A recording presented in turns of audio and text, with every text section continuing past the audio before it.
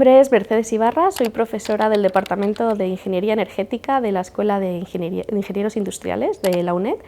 Y la verdad que yo inicialmente estudié Ciencias Ambientales. Cuando llegó la hora de elegir una carrera, creo que caí víctima de los sesgos que todos tenemos y pensé que la ingeniería no era para mí. Pero lo cierto es que luego, estudiando la carrera, las asignaturas que más me llamaban, las que más disfrutaba, eran las de ingeniería. Así que cuando llegó el momento de hacer el trabajo de fin de grado, o el equivalente en su momento, me fui a Almería, a la Plataforma Solar de Almería, que es un centro de investigación de energía termosolar, y allí estuve 3 meses en el grupo de desalación solar. Y ahí me enamoré de la tecnología, me enamoré de la programación, ya que estuve ahí fue cuando empecé a programar con MATLAB, y me enamoré de la tierra de Almería. Así que no tuve ninguna duda cuando me ofrecieron volver a hacer el doctorado, allá que me fui de cabeza, claro.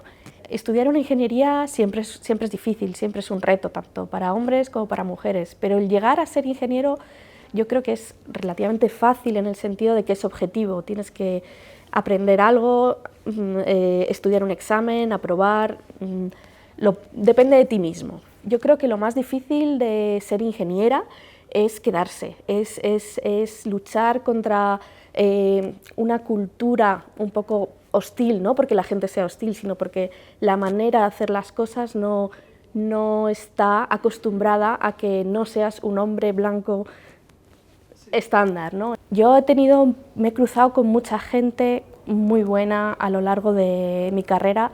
Desde luego mis directores de tesis me han apoyado muchísimo. Quiero pensar también en mis padres, que eran científicos, que fueron un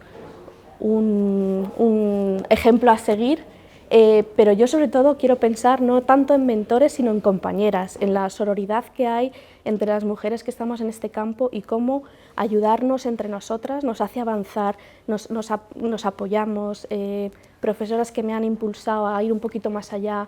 La manera de mantenerme motivada, más que nada, es relativizar la importancia de mi trabajo. El trabajo científico está para todos plagado de fracasos, y entonces el saber relativizar que no pasa nada por no conseguir un proyecto, no pasa nada por tener un error, no publicar un artículo, equivocarse, el aprender a eso en el mundo científico creo que es súper importante, y muchas veces, especialmente las mujeres, parece que tenemos que demostrar que somos perfectas, que no nos equivocamos, que no hay errores, que todo lo hacemos bien, precisamente para demostrar que tenemos derecho a estar allí. Entonces el aprender a no pasa nada también es súper importante. Creo que les diría varias cosas. La primera es que reflexionen de verdad si esa sensación de que no es para ellas proviene de dentro o proviene de algo que nos han enseñado desde que a ti te regalan un enuco y a tu hermano un mecano.